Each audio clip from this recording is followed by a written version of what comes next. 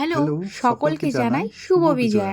আজকে ভিডিওটায় অনেক কষ্টে ভয়েস ওভার উনি দিয়েছেন, তার জন্য আমার অনেক সৌভাগ্য। যাই হোক, আজকে আমার পুজো সিরিজের লাস্ট ভিডিও এটা। এডিট করার সময় একটু মনটা খারাপ লাগছিল, কারণ পুজোর সমস্ত কিছু শেষ। তাতে কি হয়েছে, আবার অন্য অন্য পুজো আসছে, বা আবার একটা জিনিস শেষ হওয়া মানে তো আরেকটা জিনিসের সূচনা, তাই না? একদিন আমরা চলে গেছিলাম কামারপুকুরে মঠে পুজো দেখার উদ্দেশ্যে।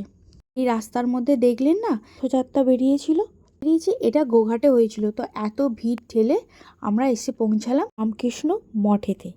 তো তখন এখানে সন্ধ্যা আরতি চালু হয়ে গেছিলো।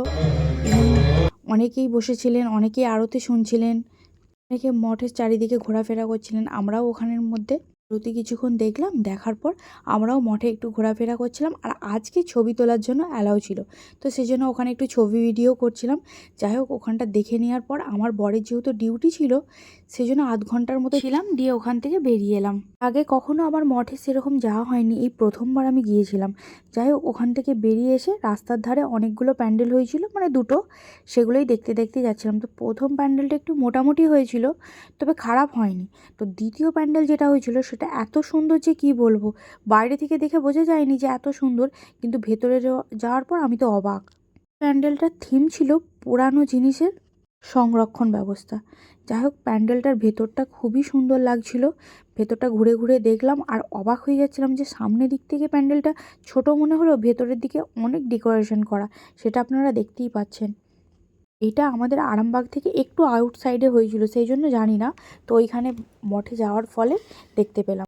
আমাকে বাড়িতে নামিয়ে দিয়ে ও ডিউটি চলে গেল। দেন আমাকে নিতে আসার সময় বাড়িতে এসে আমার মা ওর জন্য একটু সিমুই রান্না করেছিল। খেয়ে দিয়ে আমার মা বাপের সাথে একটু গল্প করে আমরা বেরিয়ে আমরা বয়েজ মাঠে গেলাম। ওখানে আমার ছোটোবেলাকার বান্ধবী আমার জন্য অপেক্ষা করছিল। গিয়ে ওর সাথে একটু গল্প করছিলাম। তারপর দেখলাম যে ব্যানার্জি পাড়ার ঠাকুরটা বিসর্জন হচ্ছে, ওখানে একটু দাঁড়িয়ে দাঁড়িয়ে ভিডিও করছিলাম। খারাপের মুহূর্ত বলতে পারেন। তারপর আমার আরেকটা বান্ধবী অনন্যার সাথে দেখা হলো, ওর সাথেও আমরা এক কাপ চা খেয়ে নিচ্ছিলাম। আর এখানে কতগুলো বাচ্চা আমার কাছে এসে বায়না করছিল, ওদেরকেও প্যাকেট বিস্কিট কিনে এনে খাওয়ালাম। তো অবলা বলতে পারে না, ওদের মায়াবী চোখগুলো দেখেই বোঝা যায়। পর এখানে আর একটা ঠাকুর, সেটাও বিসর্জন হচ্ছিল।